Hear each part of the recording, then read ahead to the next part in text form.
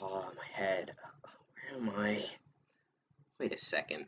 This isn't. You realize you kept me waiting, lunatic. Oh shit, you again. Hey, I'm still working on my quest. Oh really? Your quest to collect the 7 Dragon Balls before I kill you once more. Too bad you spent that time goofing off. Hey, you realize I have school, right? Also, I got kidnapped by Jonah Smith, and we did a commentary. Then I went to the Pokemon League. You get my point. I can't hunt down the Dragon Balls in a fucking 6-week period. Well, that's too bad. If you stopped wasting time, then I wouldn't have had to curse you. Curse me? Wait a sec. Oh gosh. Well, good job, lunatic. You kept me waiting, and now you're a female because of it. Well, to be honest, I don't really go outside much, even though it's summer. So, like, the only real con is that I have a girlfriend. She's gonna be pissed when she sees me like this. Wait, really? This entire thing was pointless? I even had 3 commentaries ready for you so I can change you back. Oh, hey, free material! Just get on with it.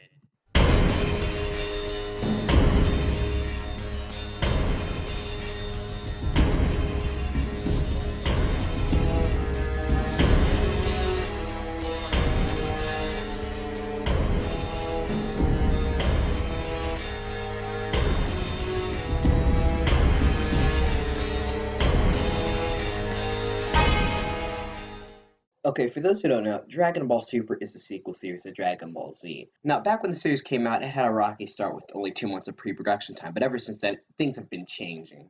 It changed so much, in fact, that it's completely unrecognizable from when it came out in 2015. However, that doesn't stop issues from forming, and currently it has been getting a lot of hate. So I've tasked myself with taking on 3 rants on the series. But now that all that bullcrap's out of the way, let's check out these videos. I really don't like this trend, Dragon Ball Super. I really don't like it. Straight up. Modern Toei just don't get Dragon Ball. They don't get Dragon Ball. Modern Toei, these directors, staff, script writers, they don't get Dragon Ball. They just don't get it. At least with Dragon Ball Super manga, Toro understand the genre. Oh my lord, 57 seconds and I still don't understand what this guy is on about. If YouTube didn't have titles, then I'd definitely be confused right now. Look, this guy is going to spend 2 more minutes elaborating shit we already know. And by that, I mean shit like Dragon Ball's 31 years old. It's a shonen. Toyotora is the manga artist. Toei does the anime adaptation. Sailor Moon and Precure are for girls. He is a man. So don't criticize me as I speed things up. But you get the points. From a male perspective, it's a turn off. Completely. They be doing that in episode 66. That script writer who does episode 66, he needs to get fired. Seriously. And I think he does this episode too. But I don't know who for sure is the key animators, because I don't have time to dig in their names. What do key animators have to do with this? We're talking about the writers, right? Animators don't write that stuff, they just draw it out. Also, he doesn't have enough time to dig in and learn this. Let this be a sign. Virtutorical. There are a lot of these series they could have adapted, and they stick to the traditional motif. And the veterans could have really taught these newer incomers how to write a good storyboard. But they clearly don't. They officially retired and they say fuck it.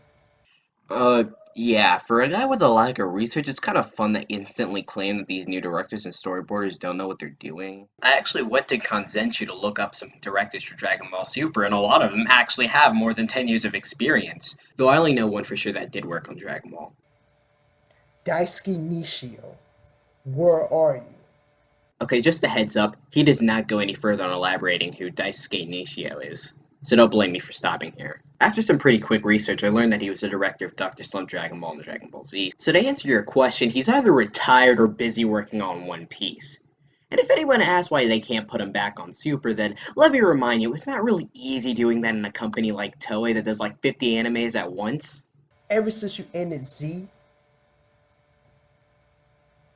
you just not have been involved, man. We need you. Seriously. We need Daisuke Nishio. What's to say he'll be as good as he was back then? What's with the fandom and the belief that old things can make everything new better? Akira Toriyama's writing the outlines and it still doesn't make the series any better. We have like, how many animators from Z who are already working on Super? Bringing in this old guy won't make it any better, I'm pretty sure. I can't stress that enough.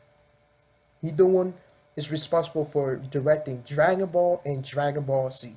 You know, I like how it took him a whole minute to give us this information. This is some important information to give the viewer so they won't be confused, and you just gloss over it until the moment where it isn't important at all. Come on, dude. Some people are too lazy to actually go and search up who this guy is. We need Shinosuke Kanushiki back, because these scores is just ass. Completely ass. And I'm a fan of Sakamoto's scores. During the Kai final chapter, and some of the scores that he has produced in the past, I was a fan of it. But now he's not really partially responsible for it, for inserting these scores in Dragon Ball Super. It's these audio designers that's producing Dragon Ball Super for these scores. They are terrible, absolutely terrible. They try to add inappropriate scores. You know what I'm saying? And Okay, I'll admit, the music placements were pretty bad when the series began. However, this was only because of a limited amount of songs they had at the beginning of the series, which was due to 2 months of pre-production. Also, what would bringing Shunsuke Kikuchi back do to help this? I mean, seriously, even when Kai came out and they brought back his score, the placements were still really bad. Either way, I thought this shit was about references to Sailor Moon and Precure. What does the soundtrack have to do with this? The title is literally misleading. stop inserting magical schoolgirls in Dragon Ball. Just stop. It's not shoujo. It's not. It's not shoujo. It's shonen. We should not see these character designs at all. That fodder chick who just transformed into a magical schoolgirl, just stop. Okay, now this guy's just making false accusations. You know, I've been tossing around the word joke when talking about the henshin scene in question. I am dead serious. Toei made it to where you knew it was a joke, no kidding. He says magical schoolgirls. No, it's a pretty teenage girl who turns into this. Look me in the eye and tell me you're supposed to take this seriously. If you just did, I'm gonna punch you. I'm gonna punch you really hard. But the worst thing about this situation right now, there's still 2 more minutes of this garbage. You need to reevaluate the genre of that franchise. That's all I'm saying. I don't find this acceptable at all. It's insulting. That's just a discussion here. Stop inserting magical schoolgirl in Dragon Ball Super. The manga doesn't even have that. What that tells you. Oh my goodness, it's because the manga is a whole arc behind. Okay, for those non-Dragon Ball fans, the Super anime and the manga are done separately, and the manga is released once a month. So the manga, of course, is a whole arc behind. But anyways, Toriyama does the outline for the anime and the manga, so of course she's gonna be in the manga no matter what. Considering the way you're treating this situation, I'm confused. Are you watching the same show as me? Whatever. Final thoughts time. Okay, first off, I didn't skip a single point in this video. I just skipped the moments where he... All around me are familiar faces born out. You clearly don't understand the joke value behind this. You clearly don't know what you're saying. You clearly have no reason to make this video. You spent a whole 5 minutes gazing off with things that have nothing to do with your topic, and it isn't even like your topic is anything to bitch over. It's just a shout out to Toei's other big products. Kind of like the Ginyu Force. And actually, somebody pointed that out. His response? The Ginyu Force wasn't some magical school. It was a force to be reckoned with, and these scriptwriters at Toei don't understand how to convey anything Toriyama-ish property. Sir, I think you missed the point of this man's comment. And hell, if you're using that logic, then this magical schoolgirl in question seems to be going toe-to-toe with fucking Vegeta. Yeah, totally not a force to be reckoned with. And I still have, like, 2 more videos left. Freaking kill me if they're as bad as this. Alright, next video? Well, it seems I already know where this one's going. No! No, Fuck that. Skipping this. Okay? Everyone, for years, people been crying about, 20 years, people been crying about, oh, okay, GT is not, it's not good as the original product. And I was like, yeah, I was amongst them. Yeah, it's not better than Dragon Ball Z. Because Toriyama didn't make it. Then when Toriyama finally came back, guess what he does? Deliberately tear down everything that he's made. He didn't right the wrongs. He didn't make Gohan be the main lead. He didn't bring back Launch and let Launch and Tien's chemistry build up to something new. What type of expectations are those? Make Gohan the lead? What would that do? Alienate the audience of younger fans? Piss off the already established fandom? And hey, I want to see Launch return too. But what are they gonna do with her? Bringing her back would add nothing to the plot. Absolutely nothing! Holy shit, this is like the first point. I'm already done with this. How much more do we have? Everything. If you're not off the Dragon Ball Super bandwagon now, then I don't know what else to tell you. Everything that we all loved about DBZ is being destroyed in Dragon Ball Super. Everything. It's being thrown away. And it's being thrown away by the guy who created it. Remember GT, the whole argument with GT was, oh, it doesn't make, GT's not that great because Toriyama didn't make it. But Toriyama made, okay, he helped influence Dragon Ball Super. And Dragon Ball Super is doing a worse job, okay? It's doing a worse job than GT. Okay, pitting this entirely on Toriyama isn't the most realistic of things to do because he only does, like, the outlines. And I mean, like, the rough works. I mean, like, he may have been the reasoning behind, let's say, Frieza's return, but not the simplicity of Caulifla's Super Saiyan transformation. Hell, he's even gotten annoyed at Toei's failure when working with Super Saiyan anime adaptation. So, blaming Toriyama is just a false accusation. Now, the Dragon Ball fanboys, or Dragon Ball Z YouTubers, whatever, can turn a blind eye to all this. And this is why I question them. Okay, they're so eager to have Dragon Ball Z back, remembering nostalgia. But where is the part when your nostalgia wears off and it's like, this is dumb. You take a step back and it's like, this is stupid. Okay, I feel like the moment we wipe away the nostalgia, we'll realize how simple Dragon Ball is compared to newer shows like Naruto or Fairy Tail. Maybe we'd remember that the series was just a gag manga, a series about two teens looking for the Dragon Balls with the help of a talking transforming pig, a transforming cat, a Japanese man, a fat samurai with a leg, and a martial arts teaching cats who live upon a tower. Maybe it's the part where we realize the series is for young kids in Japan, not middle-aged men who sit in their mother's basements expecting something akin to fucking Logan. You know what? Fuck it. This ends this asshole's shitty video. No, it seems you've reached your breaking point already. Yeah, the video was okay, but... please just bring me the last one. Alright, fine. I kind of expected something more awful to dissect. Sorry, we don't have much. Well, okay, I guess. Yo, what's good, YouTube? It's me. Welcome back here, and this is also Book Boy Eat. Today for this video, I'm actually going to be doing another cartoon character rant. And for this cartoon character rant, I'm going to be ranting on Vegeta from Dragon Ball Super. Choosing all the people from Dragon Ball Z and from Dragon Ball Super, I had to choose Vegeta. Because I don't even know what's been going on with Vegeta and everything, but in Dragon Ball Super, Toei really messed up Vegeta's character. First with our bad animation. Okay, this is where I stop you real quick. Bad animation ruined Vegeta. And that was personality. Because, to me, when I basically see Vegeta in Dragon Ball Super, he always has like these type like stupid like mood swings. Like first Vegeta is pissed, and then after that, Vegeta is basically like Goku's quote huggy buddy. Like, I don't even get it. Me neither. Where's the fucking evidence? I've watched nearly the entire series and I don't recall this ever being a thing. Matter of fact, huggy buddies? Yeah, that'd be an ultra exaggeration. I mean, what have they done that you would give them this trope? Vegeta has never treated Goku like a friend in Super. Hell, in the mangas, he still has a giant freaking grudge against him, even though that should have died in the Buu saga. Speaking of which. And it's basically like ruining Vegeta's personality. Because I'm pretty sure that like after the Majin Buu saga, Vegeta was gonna stop bothering Goku. But then after that, when like Dragon Ball Super starts, he basically wants to surpass Goku. When Vegeta, after the Majin Buu saga, said that Goku was stronger than Vegeta, right? So, why does Vegeta want to surpass Goku when he already knows that, like, Goku is stronger than him? Yeah, I can see where you're coming from, but let's think about this. I've seen the scene from the Buu Saga, and I'm pretty sure Vegeta didn't exactly say he was stronger than him. He just said he was better than him. Yes, you could take that as Vegeta admitting he's stronger than him. And hey, even I thought that way until Super came out. However, maybe you could just take this as Vegeta saying that Goku is a much better person overall because of his qualities.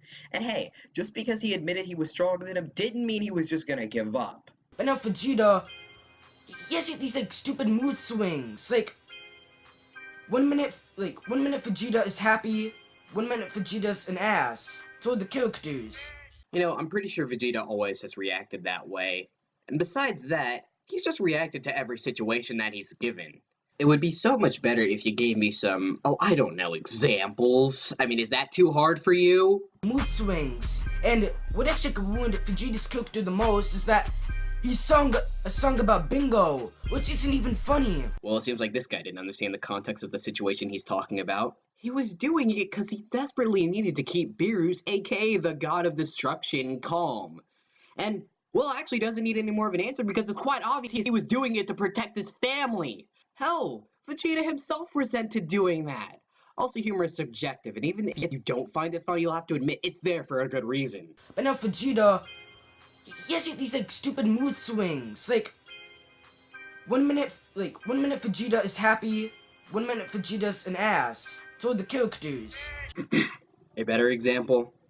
Sorry guys, I know I'm not pulling the plug on his argument, but that's kind of because I don't want to be too confident in myself, do I? And yes, I look back at many Super moments trying to look around, and, well, there isn't anything that I'd really call synonymous with mood swings in there, so I guess he's just over-exaggerating. He's even an ass to his, like, family. Because, like, the newest episode of Dragon Ball Super, he acts like he doesn't even want to be around, like, the newborn baby bruh. Like, I don't even get it. He was even like that around Trunks when he was born. He even acted like he didn't even want to hold, Trunks when he was a baby and stuff like that. Which I don't even like.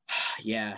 Vegeta was standing like 15 meters away from Bra after she was born, but he didn't refuse to hold her. He just stood away without saying much for the most part. Also, I actually thought you were gonna go somewhere with that part about how he acted around Trunks when he was younger. However, you don't. Perfectly missed opportunity. Name one thing. Alright. Name one thing. Who was the villain that Vegeta killed in Dragon Ball Super? Alright, and who has Vegeta even killed in Dragon Ball Super? Any villains? Has Vegeta killed Beerus? Has Vegeta killed Zamasu? Has he killed Black Zamasu? Or anything, or whatever his name is?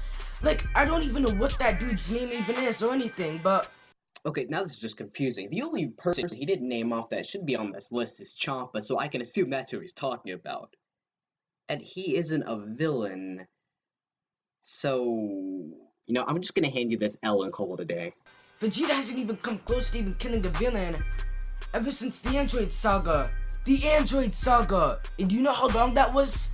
A message to the entire Vegeta fan base. Can you guys quit bitching about how Vegeta hasn't killed a single villain? Like, seriously, this complaint never made sense because annually it was always Goku killing the villain because he's the main character. Obviously, the only differences were going on in the Android Saga and Trunks in the Goku Black arc, which is fairly recent, may I add. But I'm pretty sure the reason Vegeta has never killed a villain is because those arcs weren't his stories. Goku may usually be laid, but arcs like the Saiyan and Frieza arcs were about his background and heritage. The Android Saga was about passing the torch, that's why we had future Trunks and Gohan. Gohan grew from a spectator level to the strongest main character, so of course he kinda needed it. And if you ask about the Buu arc, it may have been because it was fitting for Goku to finish off the final villain of Z. Also, in the future Trunks arc, Trunks pretty much lost everything. Again. So obviously it made sense that he'd killed Zamasu. Also, and yeah, there was Resurrection F, but I'm inclined to say that movie sucked.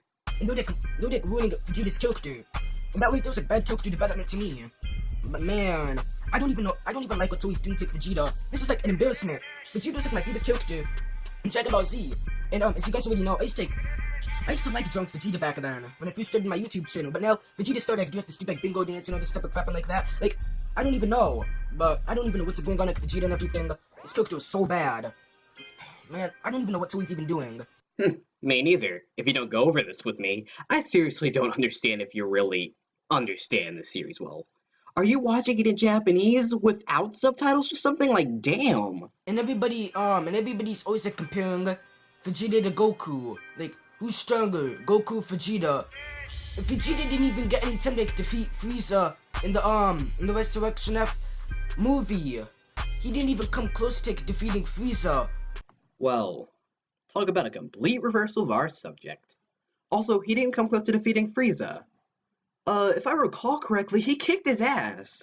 Badly. He smushed his face into the ground. The only reason he failed was because Frieza blew up the Earth. Oh, shit, spoilers. Well, the movie sucked anyway, so... Like, and the only screen time that Vegeta got was just like him being the side character. I mean, like, the running out of ideas for Vegeta. I mean, like, he didn't even like defeat Frieza or anything. Maybe we can assume that he stood around because it was a one-on-one rematch between Goku and Frieza, so Vegeta didn't need to do anything. And that's that. Nothing left of value to touch. Good job. It is? Yes! Also, that means I get to transform me back, right? Obviously. Now. Trance beam. I'm still a girl. What? You expected to get off free like that? In order to turn yourself into a boy again, you have to apply hot water. Though cold water will turn you into a girl again. I haven't even watched Ramna yet and you're making references to it. If you want to be normal again, you'll find the remaining Dragon Balls. Wait, what? You know what? You can go fucking fuck yourself. I'm gonna do that right now. You mean finding the Dragon Balls, right? Of course, dumbass. Stop being perverted. Great, now I know how it feels to be a feminist. As Lunatic's adventures begin anew, he only now realizes that his struggle is more serious than it was before. As not only his sanity, life, and personality is on the line, but his... gender. Well, yeah, we'll see you in the next commentary by Lunatic the Game.